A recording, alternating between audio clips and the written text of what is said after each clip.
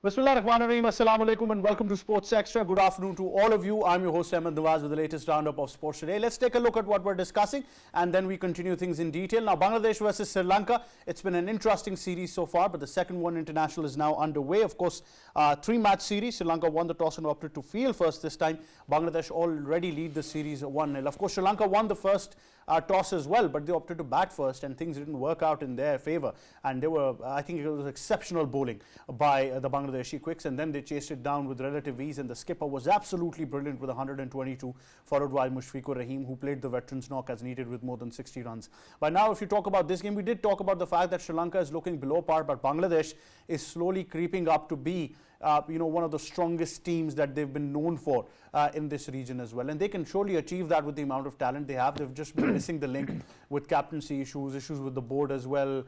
Then, of course, we talked about the quality of pitches in Bangladesh that didn't help them when they played outside the country as well. So we'll talk about that in detail. Then, of course, we move on to Afghanistan versus Ireland, with a three-match T20 international series starts off from today with the first T20 international. We've already had the test match, we've had the one international series as well, and then now when we talk about this T20 series, Rashid Khan is all set to make a comeback after injury. Now, this is a very important prospect for Afghanistan, considering the World Cup is just a couple of months away, and Rashid is probably one of the most wanted superstars in the world of T20 cricket. When you talk about his skill level, batting, bowling and fielding, he is certainly a most valuable player for any team, let alone Afghanistan when he's representing his national side. So we'll talk about that. Then, of course, we give you an update of the Thunder Nation Cup 2024, where Pakistan have defeated India by 14 runs in the final.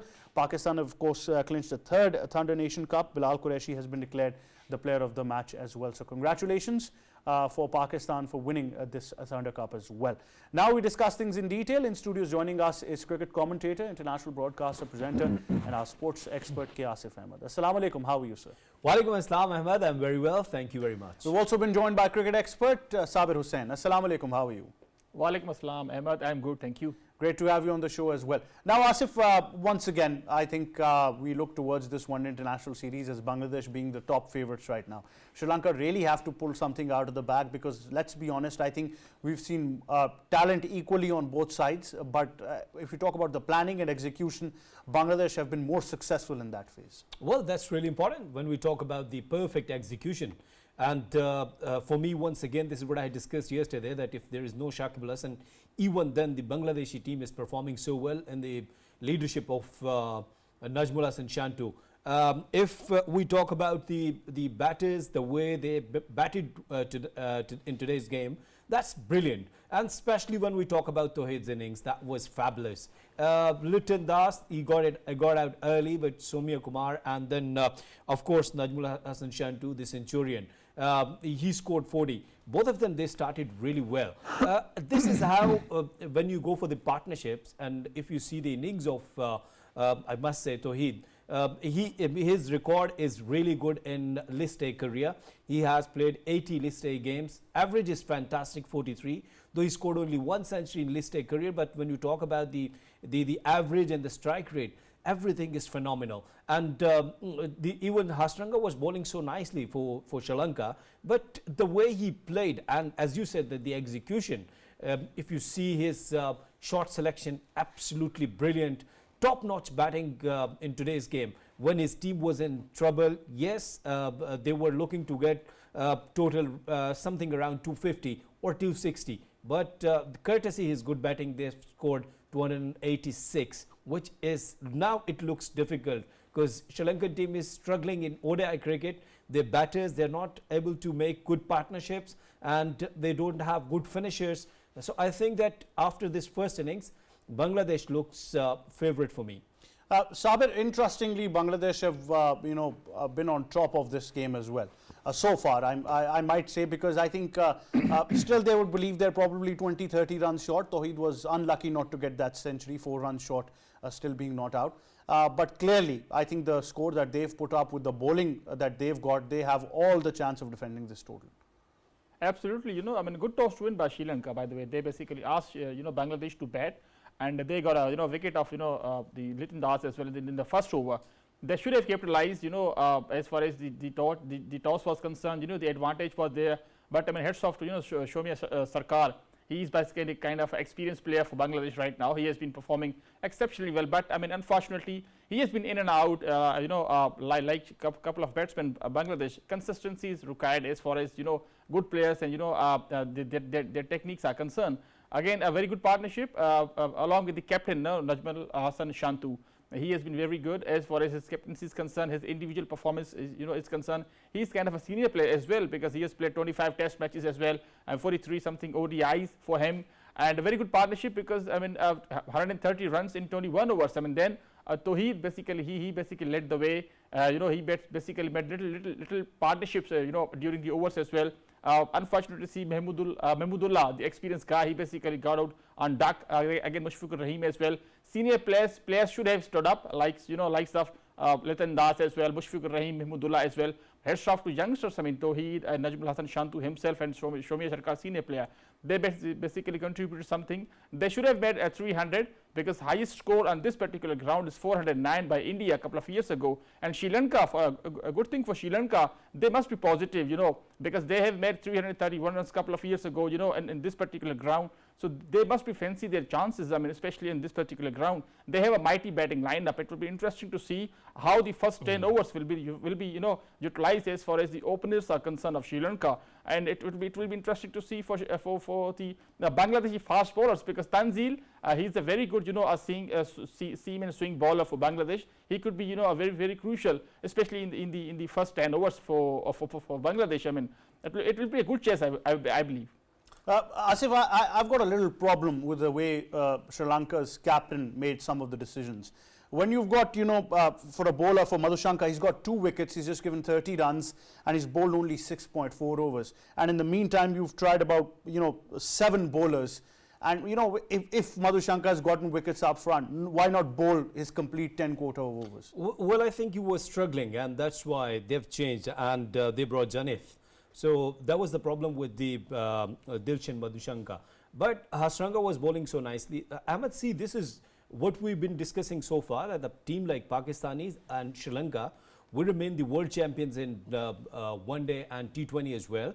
But Sri Lanka got some good spinners in Test cricket. Yes, when we talk about the spinners like Ajanta Mendes and their Hasranga, now they're struggling in this department, for especially in ODI, because 50 overs game, you'd have to go for the experienced sides. But if you're bringing some youngsters, as the our colleague Sabir was discussing the performance of Bangladeshi young side, but in Sri Lanka side, we're just looking towards them, that they're struggling, and they're struggling in the spin department, in the fast bowling department. And when we talk about that, you're chasing 286, as Sabir was saying, that it looks a good chase for me. Still, I think that won't be easy for the Sri Lankan batters to play again Taskeen and their spinners. Well, that's one of the reasons that you identified in the previous show as well, where we talked about the fact that because they've been so much T20 oriented, they're missing the trick of being technically sound. Every now and then they will get those quick fire 50s, 70s, even 100.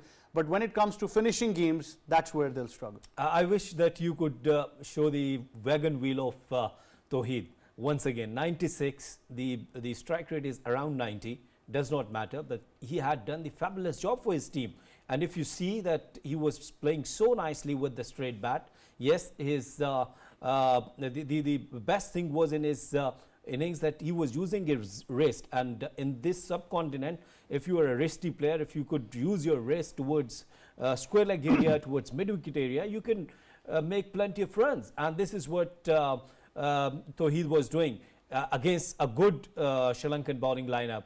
And Sri Lankan skipper is struggling with his the injury with the bowler. But I think that the way Bangladeshi batters, they have resisted, it was good. And I'm quite sure that if the batters, they do understand that how to play with the good technique, with the proper technique, they could do better. They could get some good results. I and Saber, we were watching match together, and in the end that Taskeen was playing across the line. So I said that this is the problems with the subcontinent players, that they do not try to play off the bowler's head on the long off, long on. they just try to head towards mid-wicket, and that's the problem with the batting technique. Well, I'll be very honest. As a batter, I can relate to that. Whenever ever I think you're playing and you have this hunch in your mind that you want to play a ball towards the mid-wicket region, as a batter you're tempted to once in a while hit mid-wicket and play across the line. That's where you're most vulnerable. But for me personally, Asif knows this, whenever I've tried playing straight down the ground, I've scored majority amount of runs. So I think it's very simple, the math for youngsters as well. Try to play with a straight bat, and I've even I'll even highlight something very interesting, that if the ball is swinging or even if it is turning and you're not sure, then the most safest option is playing with a straight bat, because even if it is a thick edge or something, you'll still survive one way or the other, instead of trying to play across the line and completely beating the ball. So that's a very smart trick that I can tell you. Try to play straight with the straight bat, and every now and then third man fine leg will come into play and you'll get some runs as well, even if you're not trying to connect it through the middle as well. That's interesting. Sabir, these kinds of pitches now are very interesting because both Sri Lanka and Bangladesh tend to do well in these. Now the runs are on the board. Like I said, that the Bangladeshi bowlers have got the skill level. What's the tactical approach for Sri Lanka now? Do they stick to their plan of playing attacking cricket, or does one of them realize that we've got to bat through? Look, I mean, Bangladesh basically missed the trick. I mean, they had a very good run rate throughout the overs. I mean, when they lost their second wicket, it was 130 or 30 runs in 21 overs. When they lost their fifth wicket, 175. I mean, in the 31st over, they should have realized the game awareness. They should have batted. They should have accumulated the runs as well along with Tawheed. They could have got 320 something. I mean, they basically missed the trick. They should have realized the situation. They had a very good run rate. They were basically not struggling as far as the run rate was concerned. Yes, the wickets were basically lost too many, but I mean they should have realized that they should have batted nicely, and then they could have made 315, 320. But for the Sri Lankan, I mean, Asaranga basically picked up 4 wickets, and another spinner, Velalege, he basically bowled 10 overs as well. Both of them basically bowled 20 overs and conceded only 92 runs. I mean, Aslanka bowled 2 overs as well for 10 runs. I mean, for Sri Lanka right now, they bet sensibly, because on these kind of pitches, if you have a good technique, temperament as well, you need to have patience, because in these kind of conditions you can make a big score. If you stay on the wicket, accumulate some runs as well, you can have odd boundary as well, because Bangladeshi spinners will be mighty effective because of their home condition. Tajul Islam, the left arm spinner, he is a wonderful bowler over the years. I mean, he basically performed exceptionally well in the past as well. Shariful Islam, the fast bowler, he could be very crucial along with Tanzil as well. And Tashkeen Ahmed, everybody knows a kind of height he's having. He's basically good, hitting the length very hard. Tashkeen is a very good bowler as well. So, but for the Sri Lankan batsmen, they have to play patiently, because 286 nowadays is kind of a 240 score, especially on these kind of tracks. Like we said, 350 is the new normal now in one day international cricket. Absolutely, but I mean, England basically set the trend as far as the 300 plus score in every match. I mean, interestingly, Sabir, I was watching the match where Pakistan got England bowled out on 78 runs in UAE when Saeed Ajmal and Abdurrahman took majority of those wickets. Pakistan won the series in that test match. I was actually thinking that had 142 or 143 was the total that they needed. I was thinking, had they invented baseball then, they would have probably beaten us then as well. Probably too late then. Look, I mean, it's all about positive thinking. Brendan McCullum basically and Ben Stokes, along with Ben Stokes, they basically the top management basically changed their mindset. They basically giving them the license to go and play some positive cricket, some fearless cricket. I mean, but they have been successful most of the time. And in New Zealand, in England, their home condition, in Pakistan as well, they basically beat us 3-0. I mean, there was whitewash as well. But I mean, sometimes you have to have some conditions awareness as well, match awareness as well, because the same players were basically playing some defensive cricket. I mean, and again, when the baseball basically came, same kind of Joe Root, Ben Stokes as well, Jack Crawley, playing some marvelous shot. The inclusion of Harry Brook as well, the emergence, I would say, the emergence of the youngster Harry Brook, they basically changed the dilemma of the test cricket. I mean, thanks to them, because test cricket was to be very honest was dying, because most of the time Australians were dominant. Most of the team basically bundled out less than 200, less than 300. The best matches could have been over in 4 days as well, thanks to England basically. Again, the way they basically lost in 2015 World Cup, in ODI World Cup, the Ian Morgan and his company basically changed the mindset. They won the 2020 29 World Cup as well. So it's all about mindset. Same kind of players can play defensive cricket, can play aggressive cricket as well. The problem, the same situation comes to Pakistan as well. The likes of Babar Azam, Mohammad Rizwan, these kind of players have the technique to play khul ke khel kind of a player game. But sometimes they have to play some kind of defensive cricket. Obviously they have to secure their jobs as well. Well, certainly, I think for me, I would like to see the Sri Lankan Cricket Board injecting more money into the system as well. The players, the talent is surely there. Sri Lanka school cricket is one of the strongest school cricket that we've seen, anywhere in the world. The only thing is to transform it into a platform where players are ready and feel secure to play in that environment as well, instead of opting for leagues as well. So I think that will always be important, but it's a nervy chase. Let's see whether Sri Lanka gets there or not. It's going to be very, very interesting. That brings us to the series between Afghanistan and Ireland. The T20 series starts from today with the first T20 International, and of course Rashid Khan is making a comeback, a very, very important detail as well. But before I mention this detail, of course I must mention that my wagon wheel and my technique has surely improved because of one of our stalwarts, as we say. I can call him my coach, and Kiasi would be very happy, Mr. Kesar Sati, who has truly reformed the game. And I was just scolded a while ago as well, but let me be honest that truly, when you've got a brain like him on the sideline, you win games. We've won tournaments whenever he's been there on the sideline. And of course, so a lot of planning goes into the game as well. So why don't you send him for Pakistani team? Well, no, then what will I do then? Then you have to send me with him as well. You have to understand. Yeah. So Asif, Rashid makes a comeback, big movement, because the world is of course ready to see how he performs after injury.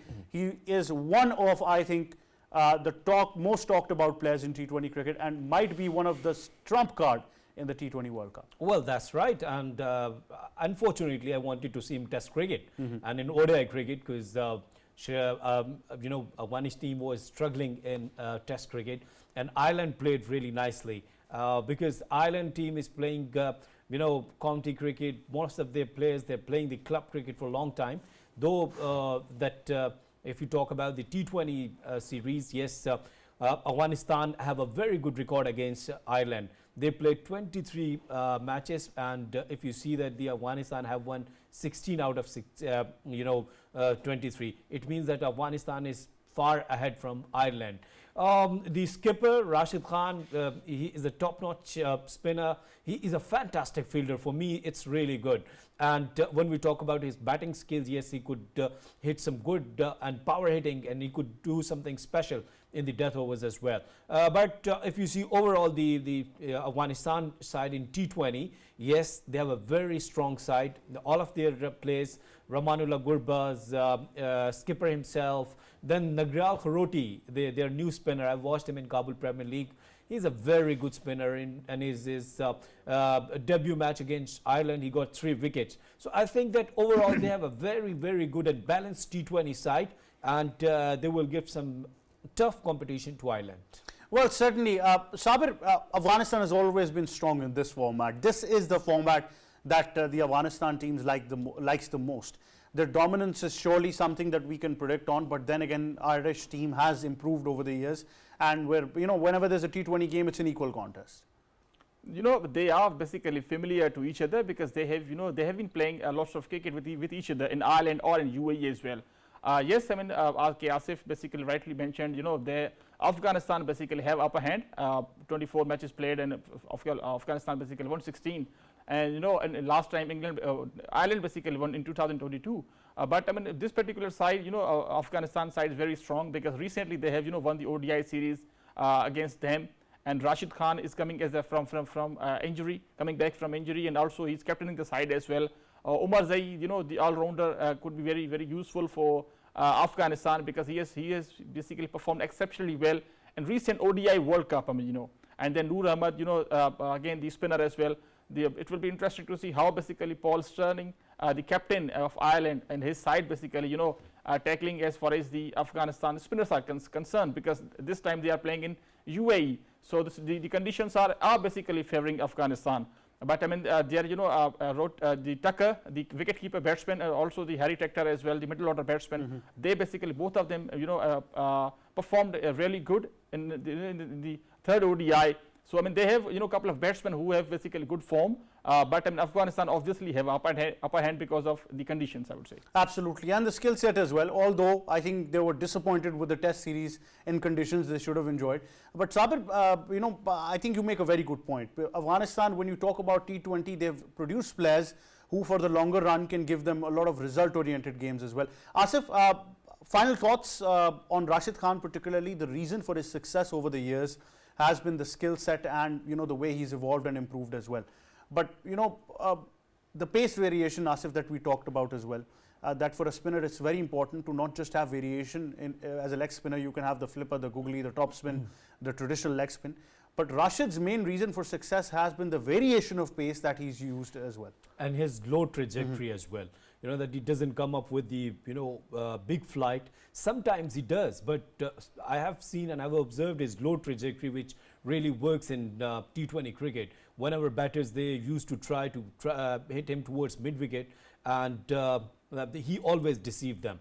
And I think that his googly, his wrong one, and his quick flipper, all of the ingredients in T20 cricket, and that's why he's a top-notch bowler in T20 cricket. I think that he's a match-winning player, and when we talk about his captaincy, do remember in the last year, Pakistan had a bilateral series against Afghanistan in Sharjah, and Pakistan beaten, and they got a victory. So Afghanistan is a very, very healthy side in T20. They have a very good prospects.